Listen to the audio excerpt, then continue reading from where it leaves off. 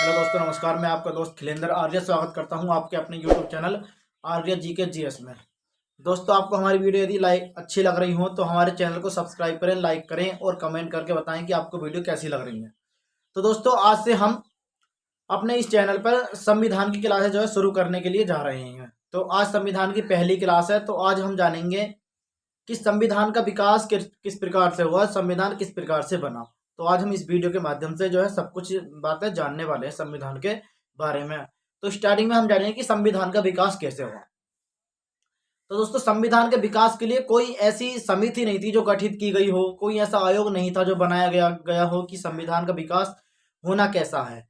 जब आप सभी को मालूम है कि हमारे देशों पर लगभग अंग्रेजों का बहुत राज रहा है। लगभग 1600 ईस्वी से लेकर 1947 तक जो है अंग्रेजों का राज हमारे देश पर रहा है। तो आज हम सभी डिटेल से जानेंगे कि अंग्रेजों के कुछ जो है अधिनियम आए, कुछ एक्ट आए। तो उन एक्टों में कुछ ऐसी चीजें थी जिन्हें कि हमें अपने जो है संविधान में एडॉप्ट करना पड़ा। तो आज हम उन सभी चीजों को जो है इस वीडियो के माध्यम से जानने वाले हैं। तो होता क्या है, 1600 ईस्वी में ब्रिटेन की महारानी थी रानी एलिजाबेथ। रानी एलिजाबेथ जो है ब्रिटेन की महारानी थी। तो उसने क्या काम करा, 21 वर्षों के लिए एक व्यापारिक जो है एक अधिकार जो है व्यापार करने के लिए एक जो है समिति बनाई, जिसे कहते हैं कोर्ट ऑफ डायरेक्टर्स। जब कोर्ट ऑफ डायरेक्टर्स एक जो है समिति बना दी रानी एलिजाबेथ प्रथम ने, तो उसमें 25 सदस्य थे, 24 उसके मेंबर थे और एक उसका अध्यक्ष था, जिसे गवर्निंग बॉडी कहा गया। अब दोस्तों, देखा जाता है कि जो कंपनी बनाई थी तो उस कंपनी का ब्रिटेन में नाम क्या था। तो उस कंपनी का ब्रिटेन में नाम था जॉन कंपनी। तो हम इस वीडियो के माध्यम से पूरी जो है जानकारी जानने वाले हैं। तो हम सबसे पहले देखेंगे कि आखिर यूरोप के लोग, ये सब ब्रिटेन, फ्रांस, जर्मनी, ये सब यूरोप वासी हैं। तो ये जो है मतलब ऐसा क्या हुआ कि इन्हें जो है आप व्यापार करने की आवश्यकता भारत में आने की पड़ गई। तो आज हम इस वीडियो के माध्यम से सब कुछ जानने वाले हैं। तो दोस्तों, होता क्या है, आप सभी को मालूम है कि ये जो नक्शा है, ये नक्शा है अफ्रीका महाद्वीप का। अफ्रीका महाद्वीप का, अफ्रीका महाद्वीप, ये अफ्रीका महाद्वीप है। ये है अफ्रीका महाद्वीप। अब ये जो है ये है आसा अंतरीप। आसा अंतरीप, ये जो है आसा अंतरीप है। आसा अंतरीप।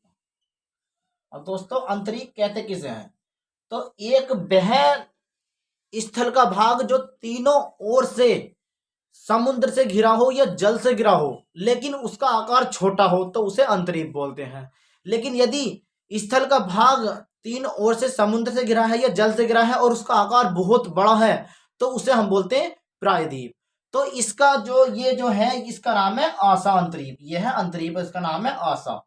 अब इसे खोजा किसने था, एक व्यक्ति था बार्थोलोमो डोगियास ने आसा अंतरीप को जो है खोजा था। आसा अंतरीप को खोजा था बार्थोलोमो डोगियास ने। बार्थोलोमो डोगियास ने जो है ये खोजा था। बार्थोलोमो डोगियास ने जो है इसे खोजा था। इसे क्या बोलते हैं, आसा अंतरिक्ष को। ये भी क्या बोलते हैं, समुद्री मार्ग की क्या बोलते हैं खोज करने के लिए गया था भारत की, लेकिन इसे नहीं मिला था। बस ये इसे क्या बोलते हैं आसा अंतरिक्ष तक आकर रह गया था। तो हुआ क्या था, 1492 ईस्वी में एक व्यक्ति था जिसका नाम था कोलंबस। एक व्यक्ति था जिसका नाम था कोलंबस। तो ये तो अफ्रीका होगा, ये ऊपर जाकर ब्रिटेन, जर्मनी, फ्रांस, यूरोप के जो है ये सभी एरिया हैं। तो एक है ये पुर्तगाल। एक पुर्तगाल था, इसका नाम था, पुर्तगाली नाविक था जिसका नाम था कोलंबस। तो कोलंबस 1492 ईस्वी में, 1492 ईस्वी में इंडिया की खोज करने के लिए कोलंबस जो है चलता है। कोलंबस चला भारत की खोज में, भारत की खोज में। और दोस्तों, आप सभी को पता है कि ये अफ्रीका महाद्वीप और हमारा भारत यहाँ पे है, यहाँ पे हमारा भारत। तो ये यहां से चला, लेकिन ये इधर को ना आकर के ये सीधा इधर को चला गया।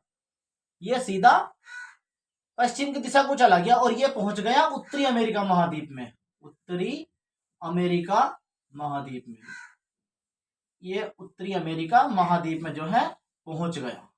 तो दोस्तों उत्तरी अमेरिका महाद्वीप जिस द्वीप पर ये पहुंचा था उस द्वीप के लोगों को आज भी हम रेड इंडियन बोलते हैं।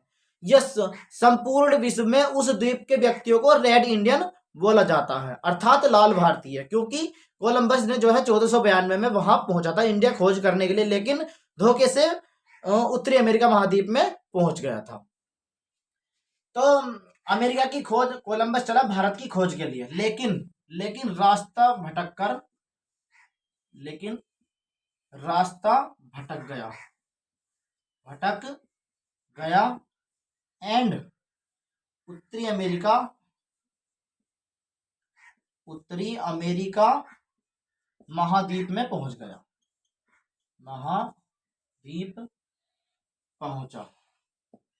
तो दोस्तों क्वेश्चन आता है कि यूएसए की खोज यानी कि अमेरिका की खोज किसने की? अमेरिका की खोज 1492 में 1492 ईस्वी में करी थी कोलंबस ने की थी अमेरिका की खोज। अब दोस्तों होता क्या है, एक व्यक्ति और था पुर्तगाल का निवासी था, इसका नाम था Vasco D gamma.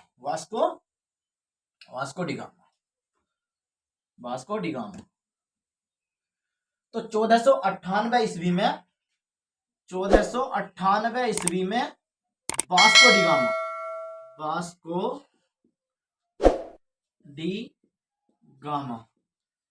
Vasco D gamma Bharat की खोज करने के लिए पहुंचता है।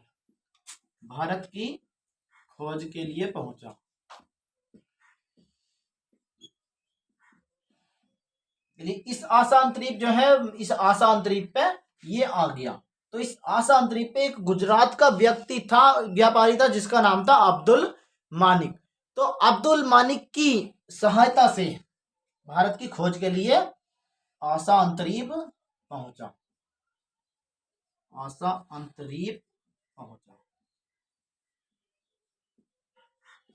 जब ये आशा अंतरिक्ष पहुंच गया तो यहां व्यक्ति मिला गुजरात का, जिसका नाम था अब्दुल मानिक।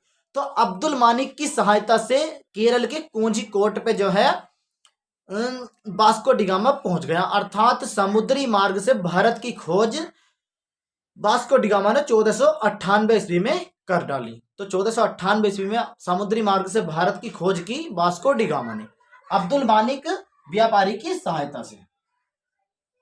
अब्दुल मानिक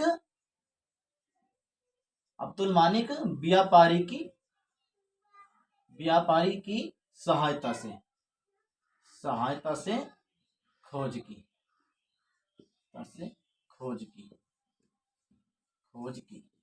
अब दोस्तों ये सब कुछ जो हो गया ये संविधान के रिलेटेड हो गया। अब अगर हम और इसी बात में अंदर बढ़ेंगे तो ये जो है केरल के राजा जो जमेरिन था उस समय, उसने इसका स्वागत किया और बहुत सारे मसाले दिए, जिससे इसने 60 गुना ज्यादा दामों में जाकर के पुर्तगाल में अर्थात यूरोप के क्षेत्रों में इनने बेचा। तो इसे बहुत फायदा हुआ। ये फिर दोबारा आया, फिर तिबारा वायसराय के रूप में बनकर के आया। तो वो जो है हिस्ट्री का पोर्शन हो जाता है, उसे हम बाद में क्लियर करेंगे। तो अभी हम देख लेते हैं कि आगे संविधान से संबंधित और क्या है। अब जब पुर्तगाल वासियों का ब्रिटेन मतलब क्या बोलते हैं आगमन भारत में होने लगा, तो ब्रिटेन मतलब यूरोप के जो है व्यक्ति जो है आने लगे और जो है व्यापार करने लगे, और व्यापार करते करते उन्होंने जो है लगभग भारत पे सत्ता बना ली थी। तो 1600 ईस्वी में रानी एलिजाबेथ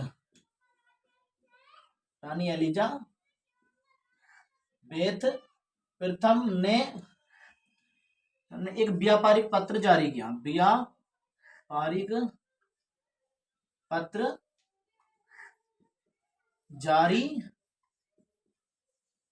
पत्र जारी किया एक अधिकार 21 वर्षों के लिए 21 वर्षों के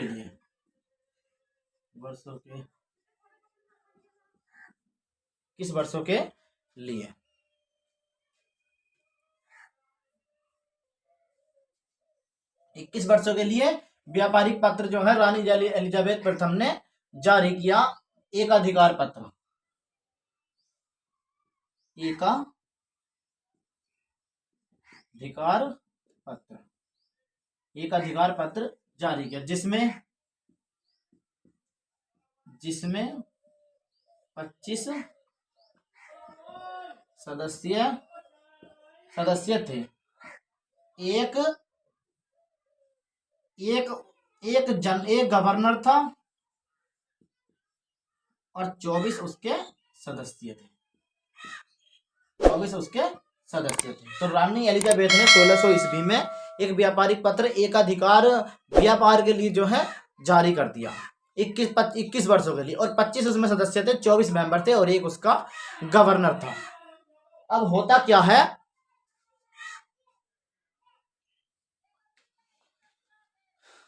तो जब 1600 ईस्वी में रानी एलिजाबेथ ने व्यापारिक पत्र जारी कर दिया, अब उसके बाद में बहुत से क्या बोलते हैं लोग आए, जिन्हें गवर्नर कहा, गवर्नर जनरल कहा, फिर वायसराय कहा जाने लगा।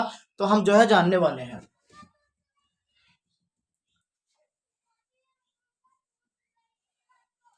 कुछ अधिनियम आए, तो 1600 से 1765 तक ब्रिटिश ईस्ट इंडिया कंपनी का व्यापार का आगमन हुआ और अस्तित्व इन्होंने जो है बना लिया। ब्रिटिश ईस्ट इंडिया कंपनी का आगमन अस्तित्व और व्यापार जो है 1600 से लेकर 1765 तक इन्होंने ये काम करा। अब व्यापार ब्रिटिश ईस्ट इंडिया कंपनी की स्थापना कब होती है, तो 31 दिसंबर 1599 को ब्रिटिश ईस्ट इंडिया कंपनी की स्थापना होती है। ब्रिटिश ईस्ट इंडिया कंपनी की स्थापना, जिसे हम शॉर्ट में कहते हैं ब्रिटिश VEIC। तो जब स्थापना हो गई तो 1600 से लेकर 1765 तक इनका जो है भारत में आगमन हुआ, अस्तित्व करा और इन्होंने व्यापार करा। अब 1765 से लेकर 1772 तक इनका बंगाल में द्वैध शासन रहा। अभी जानेंगे हम आगे। बंगाल में द्वैध शासन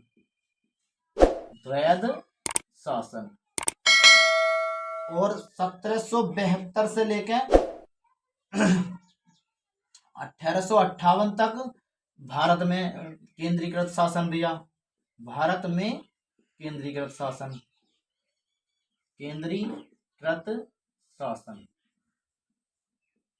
और 1858 से लेकर 1947 तक इनका जो है ब्रिटिश क्राउन का राज रहा। ब्रिटिश क्राउन का राज रहा। तो दोस्तों इतना इसका स्क्रीनशॉट लीजिए, इतना हम आगे और बताते हैं। तो स्क्रीनशॉट ले लिया होगा।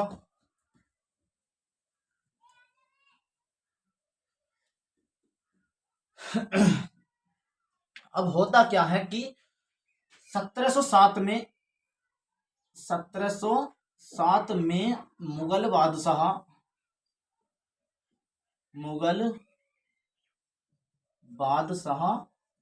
औरंगजेब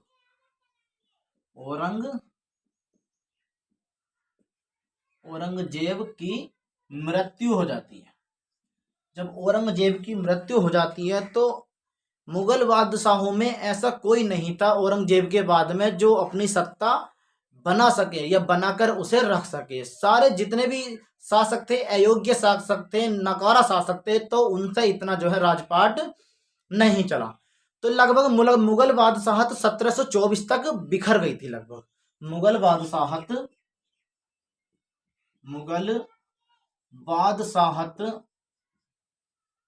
1724 तक बिखर गई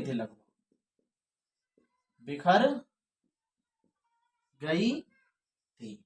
तो दोस्तों जिसे आज हम बंगाल के नाम से जानते हैं ना, पश्चिम बंगाल, उसमें आज हम देखेंगे कि कौन कौन राज्य थे और कितना बड़ा उसका क्षेत्र था। तो जिसे हम बंगाल कहते हैं, बंगाल, उस समय की बात है 1600 से लेकर 1757 तक की, 1857 तक की और उसके बाद तक की। तो होता क्या, बंगाल की, बंगाल, बिहार, उड़ीसा, झारखंड, झारखंड और एक था बांग्लादेश, जिसे हम आज बांग्लादेश के नाम से जानते हैं।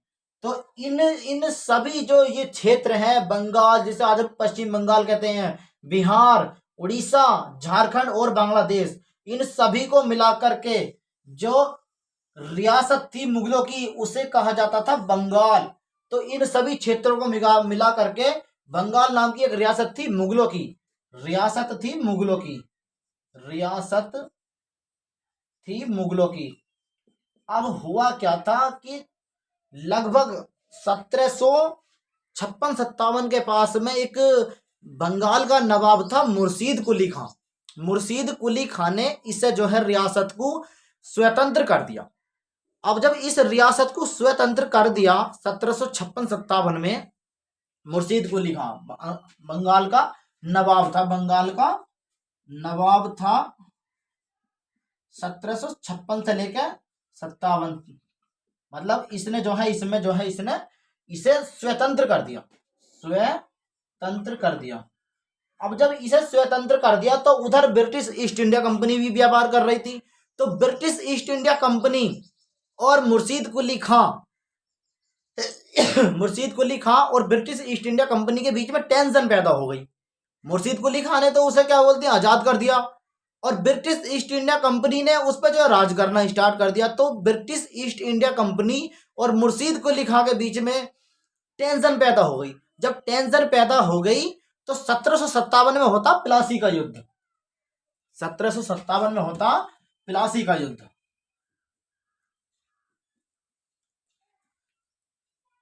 बंगाल, ये हुआ बंगाल स्वतंत्र करा, स्वतंत्र करा मुर्शीद कुली खां ने, मुर्शीद कुली खां ने स्वतंत्र कर दिया। इधर ब्रिटिश ईस्ट इंडिया कंपनी राज कर रही थी, तो ये इस पे राज करने लगी, राज करने लगी। जब ये राज करने लगी तो बंगाल के नवाब, बंगाल के नवाब और ब्रिटिश ईस्ट इंडिया कंपनी के बीच में टेंशन पैदा हो गई। जब टेंशन पैदा हो गई तो 1757 में बंगाल का नवाब बना सिराजुद्दौला। तो 1757 में होता है प्लासी का युद्ध, प्लासी का युद्ध, 1757 में प्लासी का युद्ध होता है। अब ब्रिटिश ईस्ट इंडिया कंपनी और बंगाल के नवाब में किन किन के बीच में होता है, British East India Company versus नवाब के बीच में, बंगाल के नवाब के बीच में। लेकिन ब्रिटिश ईस्ट इंडिया कंपनी के पास कितनी सेना थी, 3200 सेना थी, और नवाब के पास में कितनी थी, 50,000। बंगाल के नवाब में थी 50,000 सेना और ब्रिटिश ईस्ट इंडिया कंपनी के पास में थी 3200 सेना। लेकिन फिर भी ब्रिटिश ईस्ट इंडिया कंपनी जीत गई। वो इसीलिए जीत गई क्योंकि जो बंगाल का नवाब था सिराजुद्दौला, बंगाल का नवाब था सिराजुद्दौला,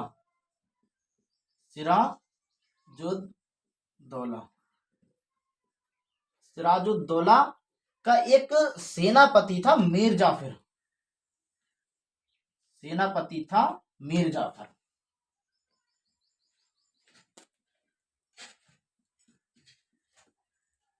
अभी देख लेते हैं 1757 प्लासी का युद्ध किस किस के बीच में हुआ? ब्रिटिश ईस्ट इंडिया कंपनी और बंगाल का नवाब था, बंगाल का नवाब था सिराजुद्दौला, सिराजुद्दौला। और ब्रिटिश ईस्ट इंडिया कंपनी की तरफ से नेतृत्व कर रहा था रॉबर्ट क्लाइव, रॉबर्ट क्लाइव। इन दोनों के बीच में ये युद्ध हुआ। रॉबर्ट क्लाइव की जो सेना थी वो सेना थी 3200 और सिराजुद्दौला के पास थी सेना 50,000। फिर भी ये जीत गया, रॉबर्ट क्लाइव जीता और ये जो है हारा। वो क्यों हारा? वो इसलिए हारा, सिराजुद्दौला का एक सेनापति था, सिराजुद्दौला का सेनापति था मीर जाफर, मीर जाफर। इसने इसे धोखा दिया था, धोखा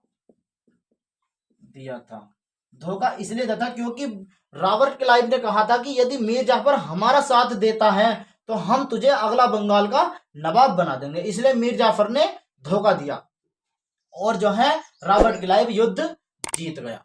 जब रॉबर्ट क्लाइव युद्ध जीत गया तो बंगाल का नवाब कौन बनेगा? मीर जाफर। बंगाल का नवाब बना मीर जाफर। 1757-82 का युद्ध के बाद बंगाल का नवाब बना मीर जाफर। बंगाल का नवाब बना मीर जाफर। मीर जाफर जो है बंगाल का नवाब बना। जब बंगाल का नवाब बन गया तो इसने जो है ब्रिटिश ईस्ट इंडिया कंपनी के अनुसार काम नहीं किया,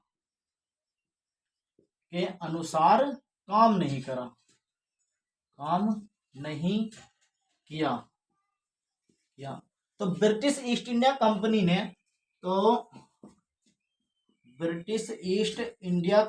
ने इसे हटाकर मीर कासिम को नवाब बनाया।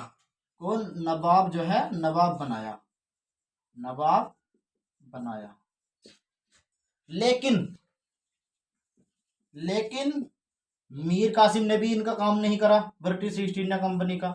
मीर कासिम ने भी इनका काम नहीं किया। तो ब्रिटिश ईस्ट इंडिया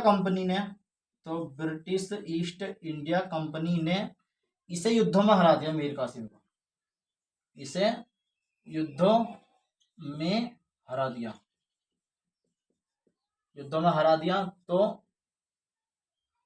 तो मीर कासिम भाग गया।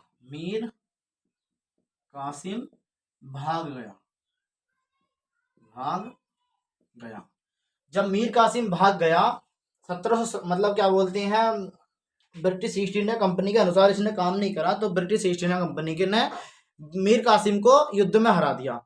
और युद्ध में जब हरा दिया तो मीर कासिम जो है भाग गया। और जब मीर कासिम भागा तो उधर एक अवध का नवाब था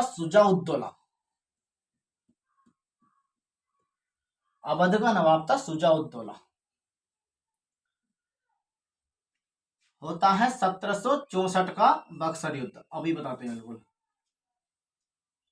1764 का बक्सर का युद्ध।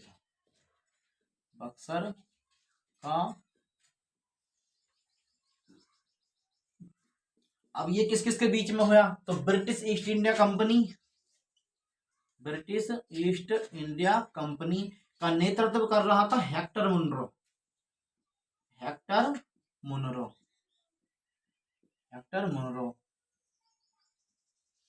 और उधर किस किस के बीच में था? तो जब मीर कासिम भाग गया तो मीर कासिम एक नवद का नवाब था शुजाउद्दौला, और एक मुगल शासक था शाह आलम द्वितीय, और एक बंगाल का नवाब यही था मीर कासिम। तो इन तीनों ने त्रिमैत्री जो है, तीनों ने आपस में मित्रता कर ली, दोस्ती कर ली। जब मित्रता कर ली, दोस्ती कर ली इन्होंने, तो इसी को बोलते हैं त्रिमैत्री पक्ष। त्रिमैत्री पक्ष युद्ध कौन सा कहा जाता है? तो बक्सर के युद्ध को त्रिमैत्री पक्ष युद्ध कहा जाता है। तो अवध का नवाब था, अवध का नवाब था, अवध का नवाब था शुजा-उद-दौला, शुजा-उद-दौला, शुजा-उद-दौला। और मुगल था शाह आलम द्वितीय, शाह आलम द्वितीय, शाह आलम द्वितीय। और बंगाल का नवाब यही था, बंगाल का नवाब था यही मीर कासिम। और किसी को बनाया नहीं था इन्होंने, तो बंगाल का नवाब था मीर कासिम, मीर कासिम, मीर कासिम। तो फिर भी हेक्टर मुनरो जीत गया और ये हार गए। वो इसलिए हार गए क्योंकि हेक्टर मुनरो के पास अत्याधुनिक, नवीनतम, आधुनिक, अत्याधुनिक हथियार थे, अत्याधुनिक हथियार थे, तोपें थी। शक्ति के दम पर युद्ध यह जीता, यह युद्ध शक्ति के दम पर जीता, शक्ति के दम पर जीता। जब ये जो युद्ध जीत गए तो फिर होता क्या है कि प्लासी का युद्ध जीतने के बाद तो जो अंग्रेज थे उनका जो राजस्व, मतलब जो प्लासी का युद्ध जीतने के बाद जो अंग्रेजों के पैर थे वो बंगाल में जम गए थे। और 1764 में बक्सर का युद्ध जीतने के बाद अंग्रेजों के पैर भारत में जम गए थे। तो ये क्वेश्चन हम जो है लिख लेते हैं। प्लासी का युद्ध जीतने के बाद अंग्रेजों के पैर, प्लासी का युद्ध जीतने के बाद, प्लासी का युद्ध जीतने के बाद अंग्रेजों के पैर, अंग्रेजों के पैर बंगाल में जो है जम गए थे, बंगाल में जम गए थे, जम गए थे।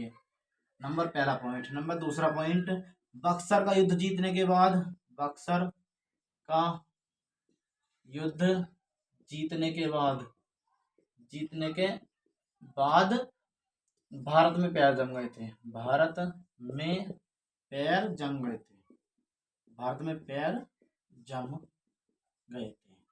तो जब बक्सर का युद्ध अंग्रेज जीत गए तो 1765 में इलाहाबाद की संधि होती है, 1765 में इलाहाबाद की संधि होती है।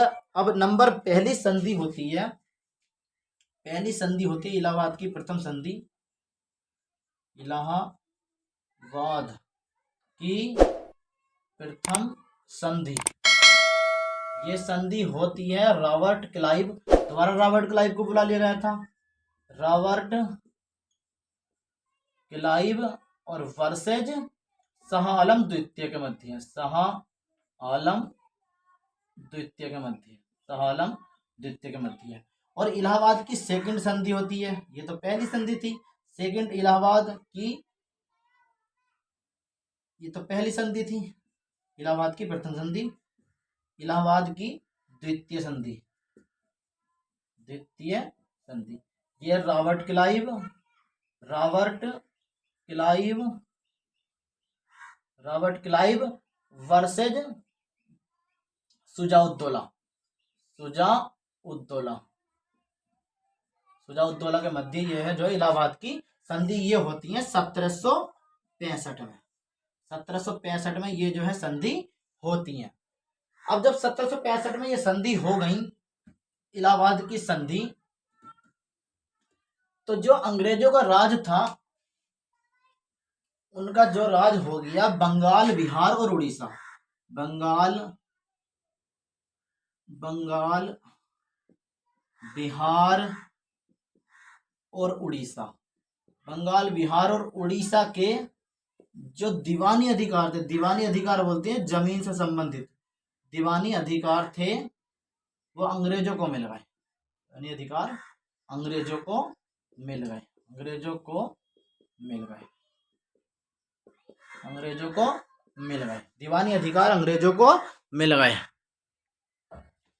जब दीवानी अधिकार अंग्रेजों को मिल गए तो होता क्या है, अंग्रेजों का जो है तो 1765 में 1764 में बक्सर का युद्ध जीत गए, तो अंग्रेजों का जो है भ्रष्टाचार बढ़ने लगा, अंग्रेजों का भ्रष्टाचार भारत में बढ़ने लग गया।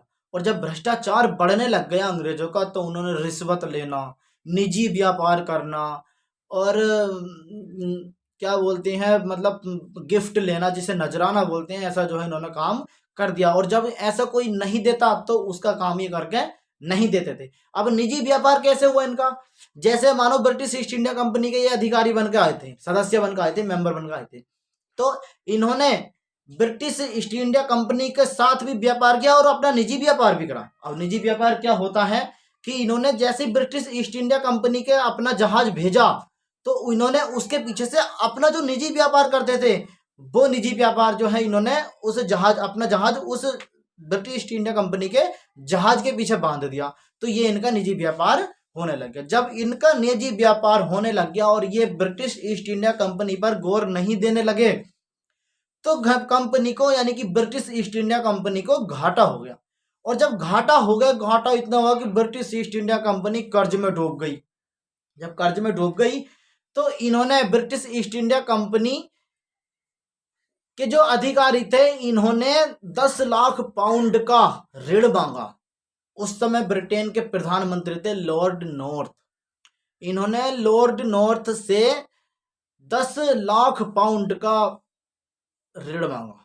जब इन्होंने ऋण मांगा तो प्रधानमंत्री सोचने लगे कि यार अभी तो लगभग 2-3 महीने तो पहले बहुत अच्छा हमें लाभ हो रहा था, व्यापार से फायदा हो रहा था, और एकदम से कैसे गिर गया। तो उन्होंने 1773 ईस्वी में एक रेगुलेटिंग एक्ट पेश किया, गुप्त रूप से या गुप्त समिति के द्वारा इन्होंने रेगुलेटिंग एक्ट जो है पेश किया लॉर्ड नॉर्थ ने। तो 1773 का रेगुलेटिंग एक्ट इस तरीके से आया था। अब दोस्तों, हमें बहुत से संविधान को पढ़ाने वाले 1773 के से बाद में पढ़ाने लगते हैं कि 1773 से जो है मतलब संविधान का जो है विकास बताते हैं। तो 1773 किस लिए आया था, कैसे आया था, ये भी तो जानना बहुत जरूरी है ना। तो हमने इस वीडियो के माध्यम से ये जाना। तो आप देख लेते हैं 1773 के रेगुलेटिंग एक्ट को। तो 1773 का रेगुलेटिंग एक्ट आया, 1773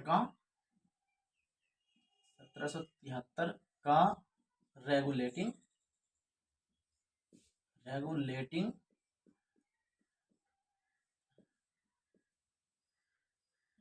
किसने पेश किया,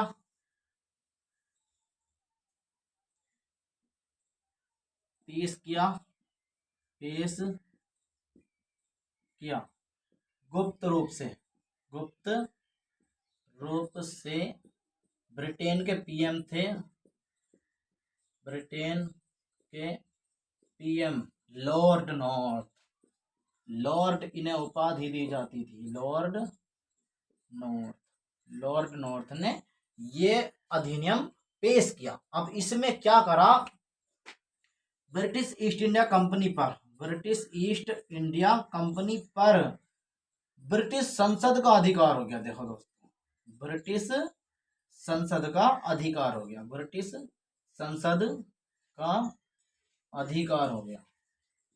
ब्रिटिश संसद का अधिकार किस पे हो गया, ब्रिटिश ईस्ट इंडिया कंपनी पर हो गया। तो नियंत्रणकारी अधिनियम था, ये नियंत्रणकारी अधिनियम था, नियंत्रणकारी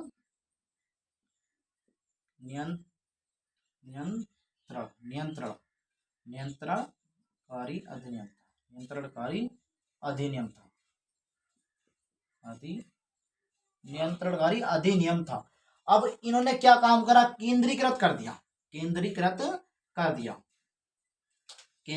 जो है कर दिया, केंद्रीकृत किया।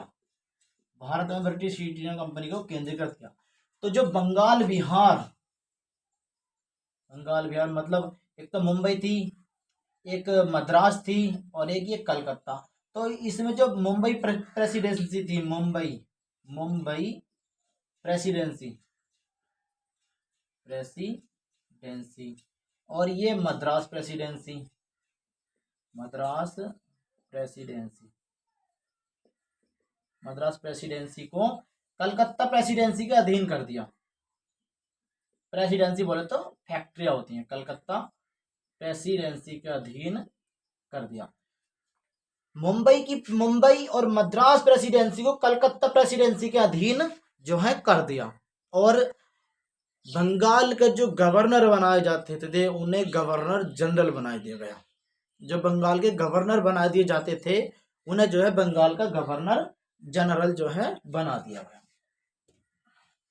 1773 का रेगुलेटिंग एक्ट में ही गवर्नर को गवर्नर जनरल बना दिया गया।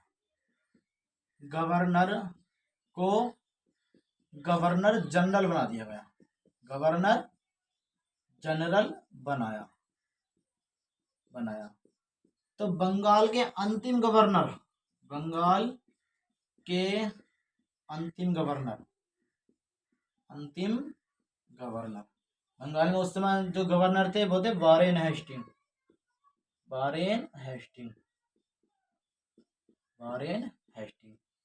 और बंगाल का प्रथम गवर्नर जनरल, बंगाल का प्रथम गवर्नर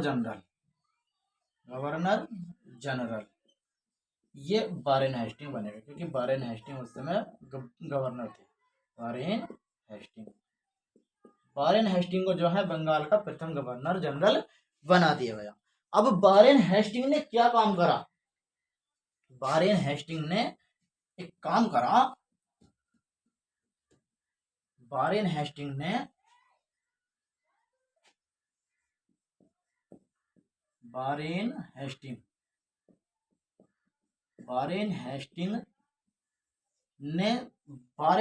ने जिला संभालने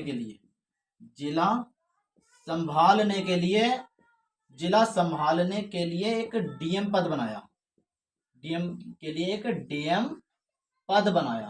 अब ये डीएम पद होता क्या है? डीएम पद में प्रशासन संभालता था ये डीएम, पुलिस संभालता था और राजस्व संभालता था। पैसा मतलब वित्त के मामले में राजस्व, और एक न्याय संभालता था। तो ये जो है वारेन हेस्टिंग ने एक डीएम पद बना दिया। और 1773 में ही 1773 के रेगुलेटिंग एक्ट में ही 1774 में एक सुप्रीम कोर्ट की स्थापना की गई। सुप्रीम कोर्ट की स्थापना की गई। जब सुप्रीम कोर्ट की स्थापना की गई तो इसमें जो मतलब सुप्रीम कोर्ट, इसके जो मुख्य न्यायाधीश थे, इसके जो मुख्य न्यायाधीश थे वो थे सर एलिजा इम्पे और तीन अन्य न्यायाधीश थे,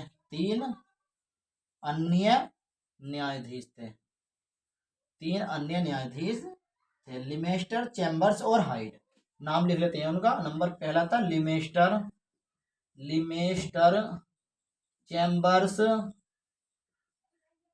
चैम्बर्स और हाइड। ये जो है तीन अन्य न्यायाधीश। जब ये तीन अन्य न्यायाधीश थे सुप्रीम कोर्ट में बना दिया, और मुख्य न्यायाधीश थे सर एलिजा इम्पे। अब 1773 के रेगुलेटिंग एक्ट में गिफ्ट लेना बंद कर दिया, निजी व्यापार करना बंद कर दिया, नजराना लेना बंद कर दिया, रिश्वत लेना बंद कर दिया। यदि ऐसा कोई करता तो उसे अपनी जॉब से हाथ धोना पड़ेगा। अब 1773 के रेगुलेटिंग एक्ट को जांचने के लिए 1781 में एक एक्ट आया, एक्ट ऑफ सेटलमेंट। 1781 में एक एक्ट आया, एक्ट ऑफ सेटलमेंट, 1773 के अधिनियम को मतलब रेगुलेटिंग एक्ट को जांचने के लिए। अब उसमें क्या क्या होता है इस वीडियो के माध्यम से जानने वाले हैं। 1773 के रेगुलेटिंग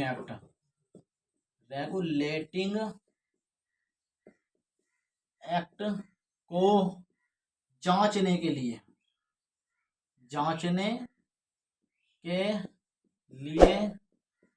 एक 1781 में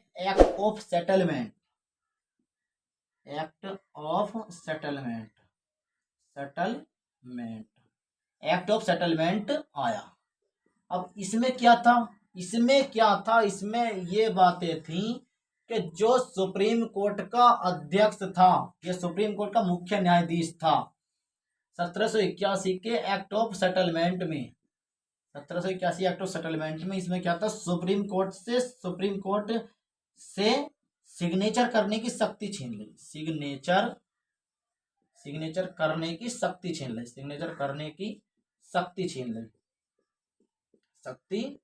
छीन ली।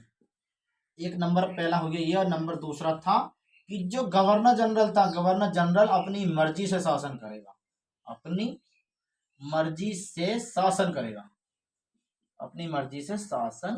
करेगा। तो 1781 के एक्ट ऑफ सेटलमेंट में ये जो है बात है जानी गई है। तो दोस्तों आज हमने जाना कि 1773 का रेगुलेटिंग एक्ट क्यों आया था, किस प्रकार से आया था, और जो है संविधान का विकास किस प्रकार से हुआ है। और भी आगे वीडियो हमारी जो है संविधान के विकास के माध्यम बारे में जो है आने वाली है।